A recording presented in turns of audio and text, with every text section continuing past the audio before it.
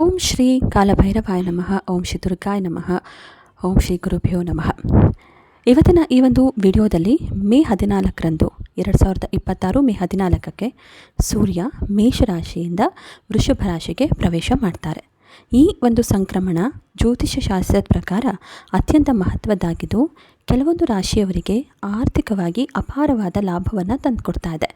ಇದರಲ್ಲಿ ಈ ಒಂದು ತಿಂಗಳು 2 ಬದಲಾವಣೆಯನ್ನು ನಾವು ನೋಡಬಹುದು. ಒಂದು, ಸೂರ್ಯ ಮೇಷರಾಶಿಯಿಂದ ವೃಷಭ ರಾಶಿಗೆ ಹೋಗ್ತಾ ಇರೋದು, ಜೊತೆಗೆ ಈ ಒಂದು ಹಂತದಲ್ಲೇ ಗುರು ಸಂಚಾರನೂ ಕೂಡ ಶುರುವಾಗಿರೋದು. ಒಟ್ಟಿನಲ್ಲಿ ವೃಷಭ ರಾಶಿಗೆ ಸೂರ್ಯ ಬರ್ತಿರೋದ್ರಿಂದ ಯಾವೆಲ್ಲ ರಾಶಿಯವರಿಗೆ ಆರ್ಥಿಕವಾಗಿ ಅಪಾರವಂತ ಲಾಭ ಬರುತ್ತೆ ಅನ್ನೋದನ್ನು ಇವತ್ತಿನ ವಿಡಿಯೋದಲ್ಲಿ ನಾನು ನಿಮಗೆ ಹೇಳ್ತಾ ಹೋಗ್ತೀನಿ.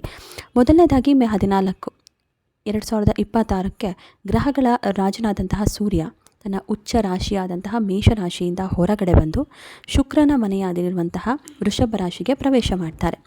ಈ ಗ್ರಹ ಬದಲಾವಣೆ ಆರ್ಥಿಕ ಜೀವನದ ಮೇಲೆ ಎಂತಹ ಪ್ರಭಾವವನ್ನು ಬೀರಲಿದೆ, ವಿಶೇಷವಾಗಿ ಯಾವ ರಾಶಿಯವರಿಗೆ ಹಣದ ಮಳೆ ಸುರಿಯುತ್ತೆ ಗೊತ್ತಾ?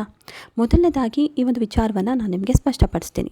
ಹಿಂದೂ ಕ್ಯಾಲೆಂಡರ್ ಪ್ರಕಾರ ಸೂರ್ಯ ಮೇಷರಾಶಿಯಿಂದ ವೃಷಭ ರಾಶಿಗೆ ಪ್ರವೇಶಿಸುವಂತಹ ಈ ದಿನವನ್ನು ವೃಷಭ ಸಂಕ್ರಮಣ ಅಥವಾ ವೃಷಭ ಸಂಕ್ರಾಂತಿ ಅಂತಲೂ ಕೂಡ ಕರೀತಾರೆ.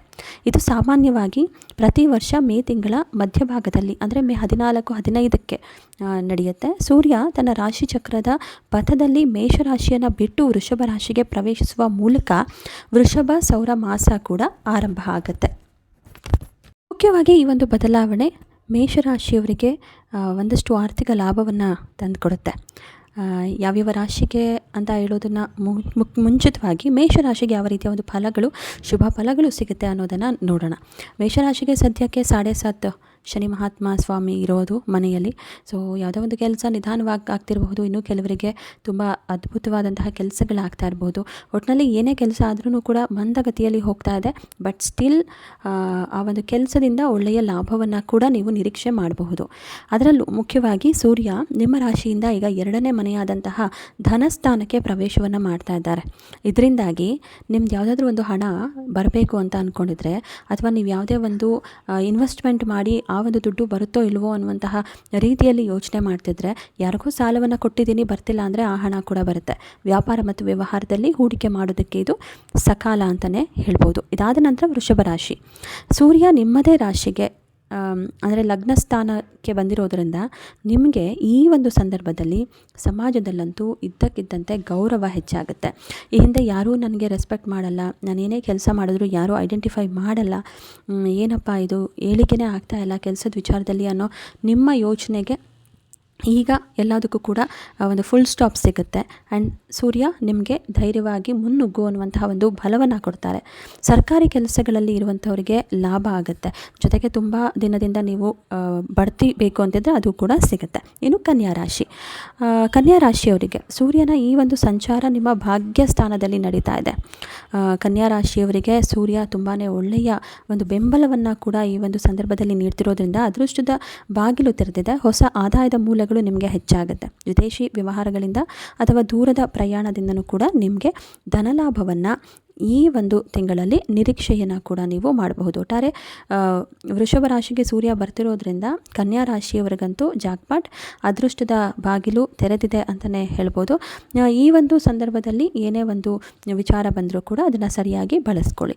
ಇದಾದ ನಂತರ ಮುಂದಿನ ರಾಶಿ ಅಂತ ಹೇಳಿದ್ರೆ ಮಕರ ರಾಶಿ. ಮಕರ ರಾಶಿಗೂ ಕೂಡ ಈ ಒಂದು ತಿಂಗಳು ಒಳ್ಳೆಯ ಫಲವನ್ನು ನೀವು ನಿರೀಕ್ಷೆ ಮಾಡ್ಬೋದು. ಯಾಕಂದರೆ ಗುರು ಸಂಚಾರ ಕೂಡ ಇರೋದ್ರಿಂದ ಗುರು ಒಂದು ಸಪೋರ್ಟ್ ಕೂಡ ನಿಮಗೆ ಸಿಗುತ್ತೆ. ಈ ಒಂದು ಸಂದರ್ಭದಲ್ಲಿ ಸೂರ್ಯನೂ ಕೂಡ ಮೇಷರಾಶಿಯಿಂದ ವೃಷಭ ರಾಶಿಗೆ ಹೋಗ್ತಿರೋದ್ರಿಂದ ಸೂರ್ಯ ನಿಮ್ಮ 5ನೇ ಮನೆಗೆ ಸಂಚರಿಸ್ತಾ ಇದ್ದಾರೆ ಈ ಒಂದು ದಿನ. ಸೊ ಪಿತ್ರಾರ್ಜಿತವಾಗಿ ನಿಮಗೆ ಯಾವುದಾದ್ರೂ ಒಂದು ಆಸ್ತಿ ಬರಬೇಕು ಅಂತಿದ್ರೆ ಅದರಿಂದ ನಿಮಗೆ ಲಾಭವನ್ನು ನೀವು ನಿರೀಕ್ಷೆ ಮಾಡಬಹುದು. ಇನ್ನು ಶೇರ್ ಮಾರ್ಕೆಟ್ನಲ್ಲಿ ಇನ್ವೆಸ್ಟ್ಮೆಂಟ್ ಮಾಡಿದರೆ ಅದರಿಂದನೂ ಕೂಡ ಜಾಕ್ಪಾಟ್, ಲಾಟ್ರಿ ಅಂತಹ ಅನಿರೀಕ್ಷಿತ ಮೂಲಗಳಿಂದನೂ ಕೂಡ ನಿಮಗೆ ಧನ ಆಗಮನ ಆಗುತ್ತೆ. ಒಟ್ಟಾರೆ ಇದಿಷ್ಟು ರಾಶಿಗಳಿಗೆ ಒಳ್ಳೆಯ ಉತ್ತಮ ಫಲವನ್ನು ನೀವು ನಿರೀಕ್ಷೆ ಮಾಡ್ಬೋದು. ಇದನ್ನು ಹೊರತುಪಡಿಸಿದರೆ ಕೆಲವೊಂದು ರಾಶಿಗಳಿಗೆ ಏನು ಶುಭ ಫಲಗಳಿಲ್ವಲ್ಲ, ನಕಾರಾತ್ಮಕ ಪ್ರಭಾವಕ್ಕೊಳಗಾಗ್ತೀವಲ್ಲ, ಏನು ಮಾಡಬೇಕು ಅಂತ ಅಂದ್ಕೊಂಡಿದ್ರೆ ಬಾಧಿತ ರಾಶಿಗಳಿಗೆ ಸಾಮಾನ್ಯ ಪರಿಹಾರ ಅಂತ ಹೇಳಿದ್ರೆ ಸೂರ್ಯ ದರ್ಶನ ಮತ್ತು ಆರೋಗ್ಯವನ್ನು ಮಾಡೋದು.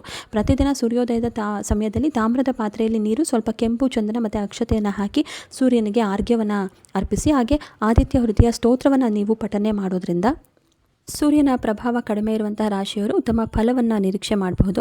ಇನ್ನು ಈ ಸಂದರ್ಭದಲ್ಲಿ ದಾನ ಧರ್ಮ ಮಾಡುವಂಥದ್ದು, ಸೌರ ಸಂಕ್ರಮಣದ ದಿನ ಕೆಂಪು ಬಟ್ಟೆ, ಗೋಧಿ ಅಥವಾ ಬೆಲ್ಲವನ್ನು ಬಡವರಿಗೆ ದಾನ ಮಾಡೋದ್ರಿಂದ ಇದು ಸೂರ್ಯ ದೋಷವನ್ನು ಕೂಡ ನಿವಾರಿಸೋದಕ್ಕೆ ಸಹಾಯ ಮಾಡುತ್ತೆ. ಇನ್ನು ಗಾಯತ್ರಿ ಮಂತ್ರವನ್ನು ಪ್ರತಿದಿನ ಬೆಳಗ್ಗೆ 108 ಸಲ ಪಠಿಸೋದ್ರಿಂದ ಮನಸ್ಸಿನ ಗೊಂದಲಗಳು ಕೂಡ ನಿವಾರಣೆ ಆಗುತ್ತೆ. ಮುಖ್ಯವಾಗಿ ತಂದೆ ತಾಯಿಗೆ ಈ ಸಂದರ್ಭದಲ್ಲಿ ನೀವು ಗೌರವವನ್ನು ಕೊಡಬೇಕು. ಯಾಕಂದರೆ ಸೂರ್ಯ ತಂದೆಯನ್ನು ಪ್ರತಿನಿಧಿಸುತ್ತಾರೆ. ಆದ್ದರಿಂದ ಈ ಅವಧಿಯಲ್ಲಿ ತಂದೆ ಮತ್ತು ತಂದೆಯ ಸಮಾನರಾದ ಹಿರಿಯರ ಆಶೀರ್ವಾದವನ್ನು ಪಡೆಯೋದು ಅತ್ಯಂತ ಶ್ರೇಷ್ಠ. ಒಟ್ಟಿನಲ್ಲಿ ಈ ಮಾಹಿತಿ ನಿಮಗೆ ಇಷ್ಟವಾದಲ್ಲಿ ಈ ವಿಡಿಯೋವನ್ನು ಲೈಕ್ ಮಾಡಿ ಮತ್ತು ನಿಮ್ಮ ಆತ್ಮೀಯರೊಂದಿಗೆ ಹಂಚಿಕೊಳ್ಳೋದನ್ನು ಮರಿಬೇಡಿ. ಇಂತಹ ಮತ್ತಷ್ಟು ಜ್ಯೋತಿಷ್ಯ ಮಾಹಿತಿಗಳಾಗಿ ನಮ್ಮ ಗ್ರಹಗತಿ ಕನ್ನಡ ಯೂಟ್ಯೂಬ್ ಚಾನಲನ್ನು ಸಬ್ಸ್ಕ್ರೈಬ್ ಮಾಡೋದಕ್ಕೆ ಮರಿಬೇಡಿ. ಈ ಒಂದು ಸ್ಕ್ರಿಪ್ಟ್ ನಿಮಗೆ ಇಷ್ಟ ಆಗುತ್ತೆ ಅಂತ ಭಾವಿಸ್ತಾ, ಏನೇ ಒಂದು ಮಾಹಿತಿ ಬೇಕಿದ್ದರೂ, ಯಾವುದೇ ಒಂದು ಮಾಹಿತಿ ನಿಮಗೆ ನಮ್ಮಲ್ಲಿ ಕೇಳಬೇಕು ಅಂತ ಅಂದ್ಕೊಂಡಿದ್ರು ಕಮೆಂಟ್ ಮಾಡೋ ಮೂಲಕ ನಮಗೆ ನೀವು ಪ್ರೋತ್ಸಾಹ ನೀಡೋದನ್ನು ಮರಿಬೇಡಿ ಅಂತ ಹೇಳ್ತಾ ಮುಂದಿನ ವಿಡಿಯೋದೊಂದಿಗೆ ಬರ್ತೀವಿ. ಸಬ್ಸ್ಕ್ರೈಬ್ ಮಾಡಿ ಗ್ರಹಗತಿ ಕನ್ನಡ ಯೂಟ್ಯೂಬ್ ಚಾನಲ್.